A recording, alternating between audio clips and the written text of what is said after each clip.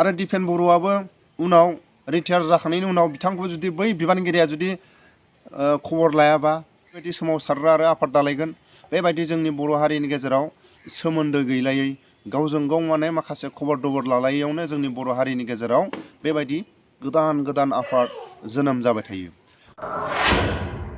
गिबि गिबियावनो आंनि अननाय आरो सिबिनायखौ आंनि चेनेलनि नायगिरि गेदेरमा रायजो राजा बयनिसिमबो जासिहरो। गाव गावनि बेसेन गोसा समखौ दसे सम खोनासंलाङोबा गासैबो खाहानिखौ बुजिलांगोन, आंनि गोसो गोरबोआवबो गोजोननाय मोनगोन। दिनैनि बे समाव आं फोरमायो बर' हारिनि गेजेराव आं मोनसे सोंलु सोङो आरो मोनबैसे बर' हारिनि गेजेराव गोदान गोदान आफाद आरो जोनोम जाबावगोन। मालाबा हाथियार हमग्रा आफाद, मालाबा आन्दलनकारि आफाद, बेबायदि मोनबैसे बर' हारिनि गेजेराव आरो जाबावनांगौ दं। जोंथ' बुंनांगोन आसामनि थागिबिफोरनि गेजेराव बर' हारिनि गेजेरावनो बांसिनै सोमावसारग्रा जिखुनु जाया आफादफ्रा बर' हारिनावनो बांसिन दं आरो बर' हारिनि गेजेरावनो बांसिनै मिथिं दावथिङाबो बारा जायो। जोंथ' बोसोरफ्रामबो नुयो साहित्य सभाफोरखौ जुदि नायोबा बर' हारिया आलादा रायजो मोननाय बायदिसो नुखायो। साहित्य सभानि माखासे जोंथि जोंब्लाव जेरैबायदि साजायनायफोरखौ नायोबा बर' हारिया आलादा रायजो मोनखानाय। नाथाय जोङो साहित्य सभा जोबनाय लोगो लोगो बा साहित्य सभानि प्रग्रामा जोबनाय लोगो लोगो अखानायैनो जों खोनायो लेखानि जेंना, फरायसाफोरनि जेंना, मोनफ्रोमबो माखासे राव कालसारनि जेंना जों खोनायो। नाथाय बेबायदि समायना रमायना बेसेबांबा खौथि खौथि थाखा गारनानै जेब्ला साहित्य सभाखौ खुङो, बेबायदि थाखा फैसाखौ सोरनिफ्राय मोनो? नाथाय जों खोनानो मोननाय बायदिबा साख्रि मावग्रा सोरबा थिखादार माहाजोनफोरनिफ्राय थाखा फैसा खांनानै बेबायदि माखासे साहित्य सभाखौ बेसेबांबा नायख'हायै बेसेबांबा समायना रमायना स्टेज खालायनानै बेबायदि खुङो। नाथाय खुंनो हानाया मोजां।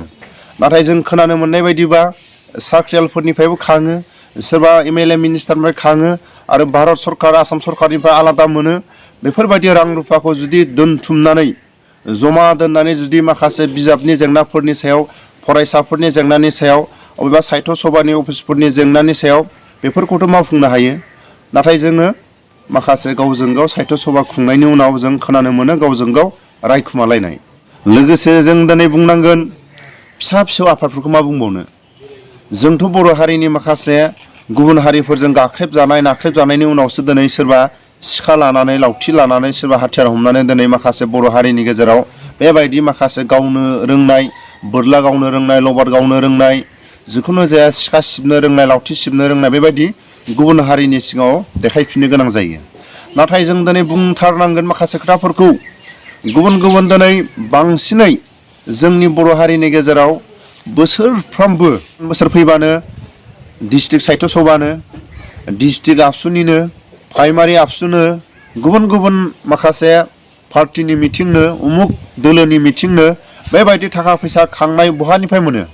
समायना रमायना सेन्ट्रेलनो, डिस्ट्रिक्टनो, आनसलिकनो, अबा प्राइमारिनो जिखुनु जाया बेबायदि खुंनो थाखाय थाखा फैसाखौ बर' हारिनि गेजेराव बहा मोनो? जों दिनै बेबायदि थाखा फैसाखौ जुदि बयबो मोनबैसे आफाद दं साहित्य सभानिफ्राय लानानै आबसुनिफ्राय लानानै गुबुन गुबुन आफादनिफ्राय लानानै जुदि मिथिं दावथिंखौ खुंनायनिफ्राय एसे खम खालायनानै, जिखुनु जाया मिथिं दावथिंनि बाजेटखौ एसे खम खालायनानै, जिखुनु जाया जुदि फैसाखौ दोनथुमोबा सदियानिफ्राय संकससिम 4 लाइन लामायानो जाखांसिगौ।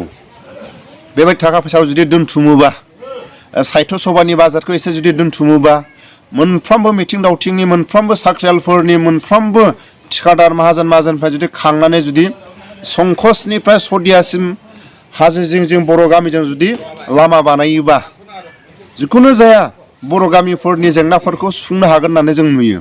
बिनि थाखायनो आं आसा खालामो बर' रायजो राजाफ्रा माखासे मोजां मोजां बाजेटफोरखौ जुदि एसे खम खालायनानै, जुदि 5 कौटिनिखौ जुदि 2 कौटियाव जुदि बाजेटखौ खालायनो हायोबा 3 कौटि थाखायानो थालायबाय। अबेबा डिस्ट्रिक्ट साहित्य सभानो बेबायदियाव जुदि 10 लाखनि बाजेटाव जुदि 2 लाखल' जुदि बाहायोबा, 8 लाख थाखा जुदि दोनथुमोबा, जिखुनु जाया बर'फ्रा आलादा माखासे बर' गामिफ्राव, ट्राइबेल गामिफ्राव जोंथि जोंब्लाव समायना रमायना अफिस बादाल जिखुनु जाया मोजां मोजां रायजोनि माखासे मिथिं दावथिं न', जिखुनु जाया माखासे लामा सामा बेबायदि बर' मिडियामफोरनि स्कुलफोरखौ गाव गावनो लुफुंनानै लायोबा सरकारखौ जों नेलायनाङा जों नैखौसो बुंनांगोन।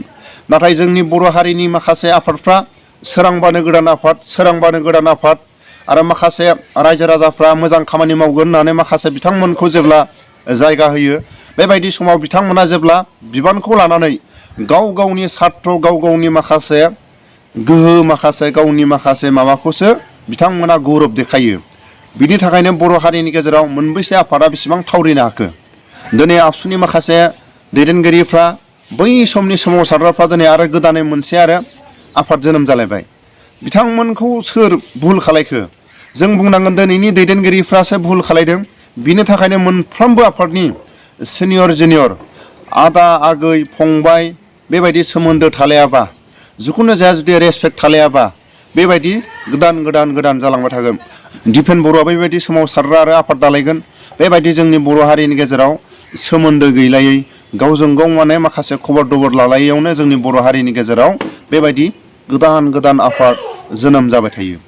गावनि न'खराव जुदि खौसे थायोबा सोर गथ' गथाया गावनि बिमा बिफाखौ गारनानै थांनो गोसो जानो? बिमा बिफायानो जुदि गथ' गथायखौ मोजां अननो रोङाबा बिमा बिफायानो जुदि गथ' गथायखौ जुदि आबदाल लानो रोङाबा आरो गावनि गथ' गथायाबो बिमा बिफाखौ जुदि आबदाल लानो रोङाबा गथ' गथायफ्राबो जुदि गावनि बिमा बिफाखौ आबदाल लानो रोङाबा बिमाया मालाबा अबेबा जायगायाव थांलायगोन बिफाया अबेबा जायगायाव थांलायगोन फिसा फिसौआ अबेबा जायगायाव थांलायगोन। बिनि थाखायनो अनलायनाय जोंनि बर' हारिनि गेजेराव नांगौ। जेरै न'खराव ग्रोम ग्रोम अनलायोबा न'खरनि बिदा फंबाया न'खराव बिमा बिफाखौ नागारनानै थांनो बानाय सोरबा बिदाया फंबायखौ गारनानै थांनो बानाय सोरबा बिब' बिनानावा बेबायदि न'खरखौ नागारनानै थांनो बानाय बेबायदि जानांगोन। बिनि थाखायनो आं खावलायो मोनफ्रोमबो बर' हारिनि आफादफ्रा जुदि माखासे बाजेटफोरखौ जुदि खम खालायोबा खम खालायनानै थाखा फैसाखौ जुदि जमा खालायोबा जोंनि बर'फोरनि माखासे बर' मिडियामफोरनि स्कुलनो लेखानि जेंनानो सदियानिफ्राय संख'सिम लामाया जोंनि बर' हारियानो फर लाइन बानायनो हागोन बर' गामि गामि। बेखौ आङो रायजो राजाफोरनि खाथियाव आं सोंलु खालामो। आरो बर' हारिनि गेजेराव मोनबेसे आरो गोदान आफाद जोनोम जाबावगोन? जोंनि बर' हारिनि गेजेरावनो बांसिनै आसामाव बा इन्डियायाव होननानै बुंबाबो जेबो लस गैया। जोंनि बर' हारिनि मोनफ्रोमबो पार्टि दोलोफ्रा जुदि नायोबा जुदि हिसाब खालायोबा हाजारथा बर' हारिनि गेजेराव आफाद नुगोन। बेबायदि बर' हारिनि हाजारथा आफाद थासेयावबो जुदि जोंनि बर' हारिया खौसे जानो रोङाबा जोंनि बर' हारिया जुदि सरकारखौ नारसिननो रोङाबा बेबायदि गोदान आफादखौ जुदि जोनोम जाबाय थानानै बेबायदि आन्दालन खालायग्रा जुदि आफाद जोनोम जाबाय थायोबा जोंनि बर' हारिनि गेजेराव मा जागोन? नाथाय जों दिनै गिजानांगौमोन बर' हारिनि गेजेराव बांसिनै आफादानो दं। सोरबा दिनै खलमनि दावहा नांग्रा सोरबाया आखायाव बेनार लानानै दावहा नांग्रा सोरबाया मोदोमाव पिकचार लगायनानै आन्दालन खालायग्रा सोरबाया दुब्लिबारिजों थांनानै आन्दालन खालायग्रा बेबायदि जोंनि बर' हारिनि गेजेराव बांसिनै आफाद दं।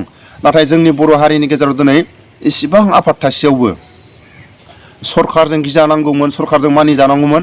नाथाय दिनै बेबायदि समाव सरकारजों जोंनि बर' हारिया बांसिनै नासयजादों आरो गाज्रि हाबाफोरसो बांसिनै जोंनि बर' रायजो राजाफ्रा आरो जोंनि बर' आफादफ्रा बानायजादों। बिनि थाखायनो जोंनि बर' हारिनि बांसिनै आफाद थासेयावबो दिनै लाजिथावना। बेखौसो आं जोंनि बर' हारिनि गेजेराव आं मोनसे सोंलु खालायनानै बेखिनि भिडिअखौ लाना फैदोंमोन। बयनिसिमबो आखाइ खबजोबनानै गोजोननाय